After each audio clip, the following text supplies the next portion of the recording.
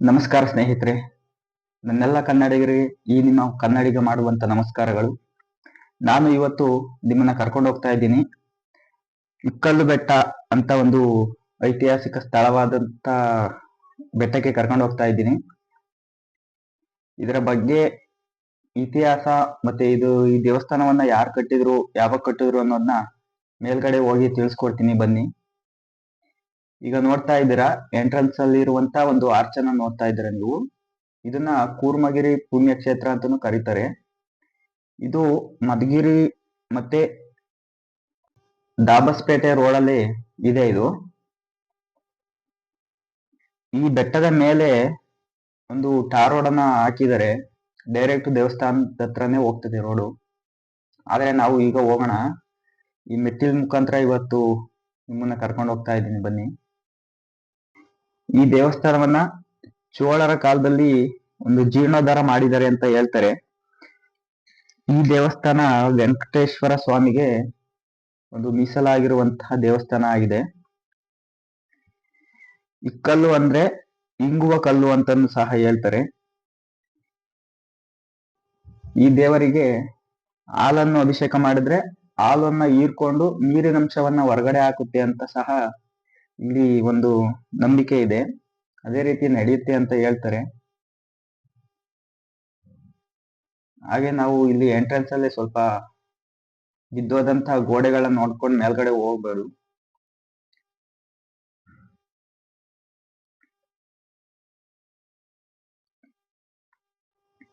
ಬನ್ನಿ ಮೇಲ್ಗಡೆ ಹೋಗೋಣ.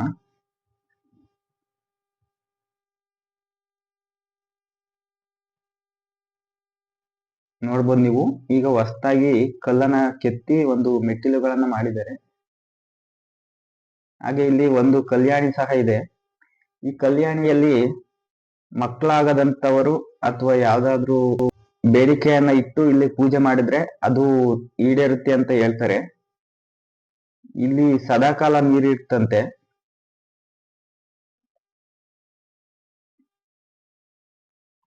ನೋಡ್ಬೋದು, ಯಾರೋ ಇವಾಗ ತಾನೇ ಪೂಜೆ ಮಾಡ್ಕೊಂಡು ಹೋಗಿದ್ದಾರೆ ಇವತ್ತೇ.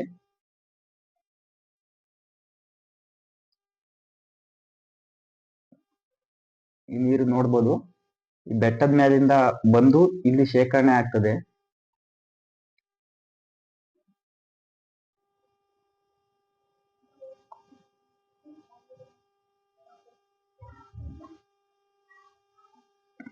ಹಾಗೆ ಈ ಕಲ್ಯಾಣಿಯನ್ನ ನೋಡ್ಕೊಂಡು ಮೇಲ್ಗಡೆ ಹೋಗ್ಬೇಕು ನಾವು.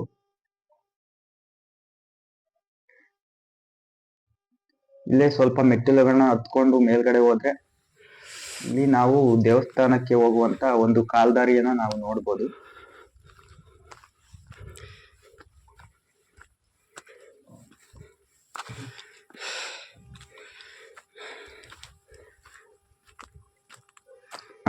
ಇದೆ ನೋಡಿ ದೇವಸ್ಥಾನ.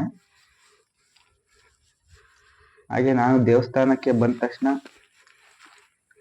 ದೇವರ ಪ್ರಸಾದವನ್ನ ಕೊಟ್ರು, ಅದನ್ನ ತಿನ್ಕೊಂಡು ದೇವಸ್ಥಾನದ ವಿಡಿಯೋ ಮಾಡಕ್ಕೆ ಸ್ಟಾರ್ಟ್ ಮಾಡಿದೆ ನಾನು. ಬನ್ನಿ ದೇವಸ್ಥಾನದ ಬಗ್ಗೆ ತಿಳ್ಕೊಳ್ಳೋಣ. ಇದನ್ನ ಚೋಳರ ಕಾಲದಲ್ಲಿ ದೇವಸ್ಥಾನವನ್ನ ಕಟ್ಟಿದ್ದಾರೆ ಅಂತ ಹೇಳ್ತಾರೆ. ನೋಡ್ಬೋದು ದೇವಸ್ಥಾನವನ್ನ ನೀವು. ಇಲ್ಲಿ ಎರಡು ದೇವಸ್ಥಾನ ಇದೆ, ಒಂದು ಇಕ್ಕಲಪ್ಪ ದೇವಸ್ಥಾನ ಮತ್ತೆ ಶ್ರೀ ಲಕ್ಷ್ಮೀ ದೇವಸ್ಥಾನ ಅಂತ ಇದೆ. ಇಲ್ಲಿ ಎರಡು ದೇವಸ್ಥಾನದ ಬಗ್ಗೆ ತಿಳ್ಕೊಳ್ಳೋಣ. ಹಾಗೆ ಇಲ್ಲಿನ ಅರ್ಚಕರನ್ನ ನಾವು ಮಾತಾಡ್ಸೋಣ. ಇದರ ಬಗ್ಗೆ ಅರ್ಚಕರಿಂದನೇ ಒಂದು ಮಾಹಿತಿಯನ್ನ ಕೊಡಿಸ್ತೀನಿ ನಿಮ್ಗೆ. ನೋಡ್ಬೋದು ನೀವು, ಈಗ ದೇವರ ಒಂದು ಗೋಪುರವನ್ನ ನೋಡ್ತಾ ಇದ್ದೀರಾ, ದೇವಸ್ಥಾನದ ಗೋಪುರ. ಈ ದೇವಸ್ಥಾನದ ಮೇಲೆ ಕಳಸದ ಬದಲು ಒಂದು ಮಡಿಕೆಯನ್ನ ಇಟ್ಟಿದ್ದಾರೆ. ಇದು ಏನಕ್ಕೆ ಅಂತ ಗೊತ್ತಿಲ್ಲ ನನ್ಗೂ ಸಹ. ಹಾಗೆ ದೇವಸ್ಥಾನದ ಎದುರಿಗೆ ಒಂದು ಗರುಡ ಕಂಬವನ್ನ ನಾವು ನೋಡ್ಬೋದು.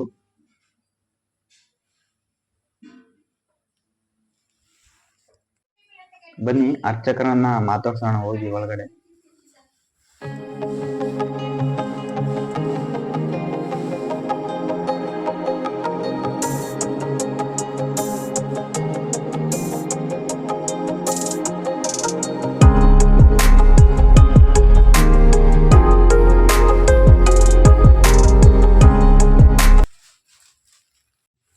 ಚನ್ನಪ್ಪ ಸ್ವಾಮಿ ದೇವಸ್ಥಾನ, ಕೂರ್ಮಗಿರಿ ಕ್ಷೇತ್ರ, ತುಮಕೂರು ತಾಲೂಕು, ಹುರುಡಿಗೆರೆ ಹೋಬಳಿ.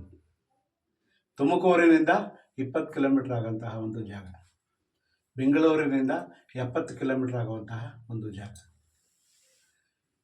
ಮಧುಗಿರಿ ರೋಡಿನಲ್ಲಿರುವಂತಕ್ಕಂಥ ಒಂದು ಕೂರ್ಮಗಿರಿ ಕ್ಷೇತ್ರ ಅಂತ. ಈ ಕೂರ್ಮಗಿರಿ ಕ್ಷೇತ್ರ ಶ್ರೀನಿವಾಸ ಮಣ್ಣಿನ ಹುತ್ತದಲ್ಲಿ ತಪಸ್ ಮಾಡ್ತಾ ಇರ್ತಕ್ಕಂಥ ಜಾಗ. ಮಣ್ಣಿನ ಹುತ್ತದಲ್ಲಿ ತಪಸ್ ಮಾಡ್ತಾ ಇದ್ದಾಗ ಹಸು ಬಂದು ಹಾಲು ಕೊಡ್ತಾ ಇರ್ತಕ್ಕಂಥ ಜಾಗ ಇದು. ಹಸುಗಳು ಬಂದು ಹಾಲು ಕೊಡ್ತಾ ಇದ್ದಾಗ ಹಸು ಮಣ್ಣಿನ ಹುತ್ತ ಕರಗೋಗ್ಬಿಡ್ತು. ಮಣ್ಣಿನ ಹುತ್ತ ಕರಗಿ ಕಲ್ಲಾಗಿ ಬೆಳೀತಾ ಇರತಕ್ಕಂಥ ಒಂದು ಜಾಗ. ಮಣ್ಣಿನ ಹುತ್ತದಲ್ಲಿ ಹಾಲು ಕರೆದು ಹೊರಟೋಗ್ಬಿಡ್ತು. ಕಲ್ಲಾಗಿ ಬೆಳೀತಾ ಇರತಕ್ಕಂಥ ಒಂದು ಜಾಗ. ಇನ್ನು ಬೆಳೀತಾ ಇರೋದು, ದೇವರಿದು ಬೆಳೀತಾ ಇದೆ. ಇದು ಶ್ರೀನಿವಾಸನಿಗೆ ಹಸು ಹಾಲು ಕೊಡ್ತಾ ಇದ್ದಾಗ ಹಾಲು ಕೊಡಲ್ಲ ಅಂತೇಳಿ ಕೊಡ್ಲಿ ಏಟಿಂದ ಬೆಳೆಯಕ್ಕೆ ಹೋಗ್ತಾನೆ ಹಾಳು. ಆ ಕೊಡ್ಲಿ ಏಟಿಂದ ಗೋವಿಗೆ ಬೀಳೋ ಏಟನ್ನು ಶ್ರೀನಿವಾಸ ತಲೆ ಕೊಟ್ಟಂತಹ ಜಾಗ. ಶ್ರೀನಿವಾಸ ತಲೆ ಕೊಟ್ಟಾಗ ಇದು ಚಿತ್ರ ಆಗಿರ್ತಕ್ಕಂಥ ಜಾಗ. ತಲೆ ಭಾಗ, ತಲೆಗೆ ಏಟು ಬಿದ್ದಿರುವಂತಹ ಜಾಗ ಇದು ಮೂಲತಃ. ಇಲ್ಲಿ ವಿಶೇಷತೆ ಇದೆ. ಇಲ್ಲಿ ಏನು ವಿಶೇಷತೆ ಅಂದರೆ ಕರೆದ ಹಾಲಿನಿಂದ ಅಭಿಷೇಕ ಮಾಡುವಂತಹ ಜಾಗ. ಡೈರಿ ಹಾಲಿನಲ್ಲ, ಕರೆದ ಹಾಲು ತಗೊಂಬಂದು ನಾವು ಅದರಲ್ಲಿ ಅಭಿಷೇಕ ಮಾಡುವಂತಹ ಜಾಗ. ಕರೆದ ಹಾಲಿನಿಂದ ಅಭಿಷೇಕ ಮಾಡಿದಾಗ ಹಾಲಿನ ಅಂಶ ಒಳಗಡೆ ಹೋಗಿ ನೀರಿನ ಅಂಶ ಈಚೆ ಬರುವಂತಹ ಜಾಗ. ನಾವು ನೀರು ಹಾಕಿದಾಗ ಈಚೆ ಬರುವಂತಹ ಜಾಗ, ಹಾಲು ಹಾಕಿದಾಗ ಹಾಲಿನ ಅಂಶ ಒಳಗಡೆ ಹೋಗುವಂತಹ ಜಾಗ. ಇದು ಭಾರಿ ವಿಶೇಷತೆಯಾಗಿರ್ತಕ್ಕಂಥ ಜಾಗ. ಈ ಜಾಗದಲ್ಲಿ ನಾವು ಏನು ಅಂದ್ಕೊಂಡಿರ್ತೀವಿ, ಏನು ಅರಿಕೆ ಮಾಡ್ಕೊಂಡಿರ್ತೀವಿ, ಆಗುವಂತಹ ಒಂದು ಜಾಗ. ಇದಕ್ಕೆ ಒಂದು ಪ್ರಶ್ನೆ ನಾವು ತಗೊಂಡಾಗ 3 ತಿಂಗಳ ಮೇಲೆ 2 ದಿನ ಟೈಮ್. ಒಂದು ಕೆಲಸ ಆಗಬೇಕು ಅಂತಂದಾಗ 3 ತಿಂಗಳು ಟೈಮ್ ಇರುತ್ತೆ ಇದಕ್ಕೆ. ಆದ್ದರಿಂದ ಬಂದಿಲ್ಲಿ ಮದುವೆ ಆಗದೆ ಇದ್ದವರಾಗಲಿ, ಮಕ್ಕಳಾಗದೇ ಇದ್ದವರಾಗಲಿ, ವಿದ್ಯೆ ಆಗಲಿ, ಮಕ್ಕಳಿಗೆ ಕೇಳ್ಕೊಂಡು ಹೋಗೋಂತಹ ಒಂದು ಜಾಗ. ಈ ಜಾಗದಲ್ಲಿ ಬಂದು ಅರಿಕೆ ಮಾಡಿಕೊಂಡು ಹೋಗಿ ನಾವಿಲ್ಲಿ ಏನು ಬೇಕು ಅಂದಾಗ ಪ್ರಸಾದವು ಆಗುವಂತಹ ಒಂದು ಜಾಗ. ನಾವು ಹೂವನ್ನು ಮುಡಿಸಿ ನಾವು ಏನು ಬೇಕೋ ಕೇಳ್ಕೊಂಡಾಗ ಎಡ ಬಲ ಮಧ್ಯ 3 ಭಾಗದಲ್ಲಿ ಹೂ ಬೀಳುತ್ತೆ. 3 ಭಾಗದಲ್ಲಿ ಇಲ್ಲಿ ಹೂವು ಕೇಳ್ಕೊಂಡು ಹೋಗಿ ಮುಂದೆ ಕೆಲಸ ಮಾಡುವಂತಹ ಜಾಗ ಇದು. ಯಾರು ಹಂಗೆ ಇಲ್ಲಿ ಕೆಲಸ ಮಾಡಲ್ಲ. ಇಲ್ಲಿ ಭಕ್ತಾದಿಗಳು ದೇವರು ವರ ಕೊಟ್ಟರೆ ಮಾತ್ರ ಮುಂದಕ್ಕೆ ಹೋಗೋದು. ಒಂದು ಬೋರ್ವೆಲ್ ಆಗಲಿ, ಒಂದು ಮದುವೆ ಹೆಣ್ಣಿಂದ ಆಗಲಿ, ಯಾವುದನ ಆಗಲಿ ಒಂದಲ್ಲಿ ಕೇಳ್ಕೊಂಡು ಹೋಗಿ ಮಾಡುವಂತಹ ಒಂದು ಸ್ಥಳ. ಈ ಜಾಗದಲ್ಲಿ ಬಂದು ನೆಲೆಸಿರ್ತಕ್ಕಂಥ ಒಂದು ಕೂರ್ಮಗಿರಿ ಕ್ಷೇತ್ರ.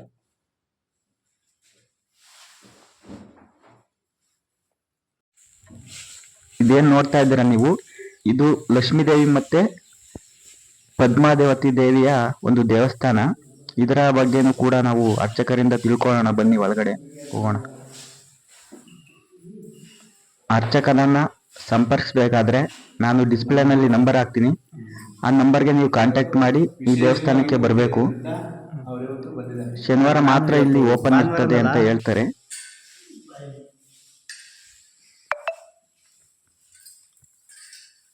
ನೋಡು, ಲಕ್ಷ್ಮೀ ಪದ್ಮಾವತಿ ಇಬ್ಬರು ಮೂಲತಃ ಉದ್ಭವ ಆಗಿರತಕ್ಕಂಥ ಒಂದು ಶಿಲೆ.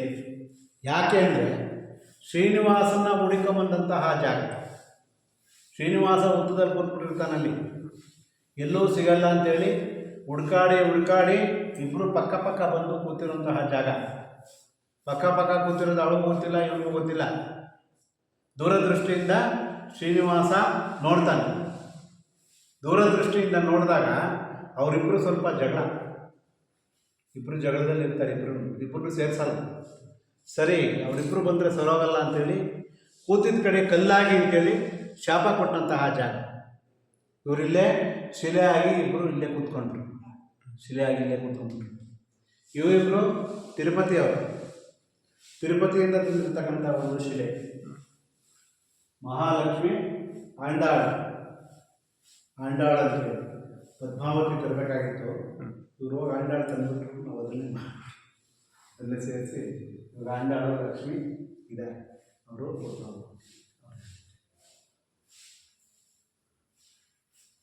ನನ್ನ ಮೊಬೈಲ್ ನಂಬರ್. ಮೊಬೈಲ್ ನಂಬರ್ ಹೇಳಿ ಸ್ವಾಮಿ. ನಮ್ಮನ್ನು ಕಾಂಟ್ಯಾಕ್ಟ್ ಮಾಡಬೇಕು ಅಂದರೆ ಈ ಮೊಬೈಲ್ ನಂಬರ್ಗೆ ಮಾಡಬೇಕು.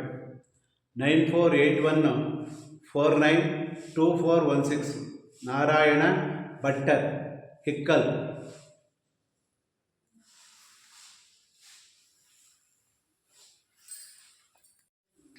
ಹಾಗೆ ಈ 2 ದೇವಸ್ಥಾನಗಳನ್ನು ನೋಡಿಕೊಂಡು ಒಂದು 100 ಮೀಟರ್ ಮುಂದೆ ಹೋದರೆ ಒಂದು ಕಲ್ಲಿನ ಮೇಲೆ ನಾಗರ ಒಂದು ಕಟ್ಟೆ ಸಿಗ್ತದೆ. ಅದನ್ನು ಸಹ ತೋರಿಸ್ತೀನಿ, ಬನ್ನಿ ಹೋಗೋಣ.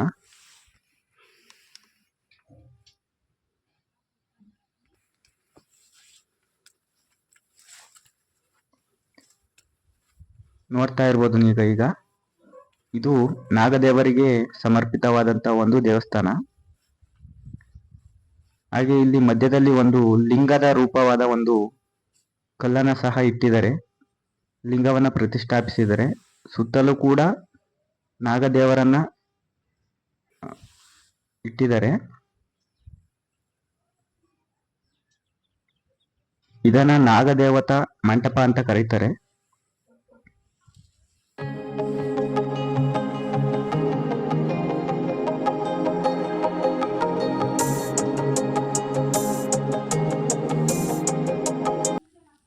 ಹಾಗೆ ಇಲ್ಲಿ ಕಲ್ಯಾಣ ಮಂಟಪವನ್ನು ಕೂಡ ನಿರ್ಮಿಸಿದರೆ ಯಾವುದೇ ಫಂಕ್ಷನ್ಗಳು, ಏನಾದರೂ ಮದುವೆ ಮತ್ತೆ ನಾಮಕರಣ ಎಲ್ಲ ಕೂಡ ಇಲ್ಲಿ ಮಾಡ್ತಾರೆ.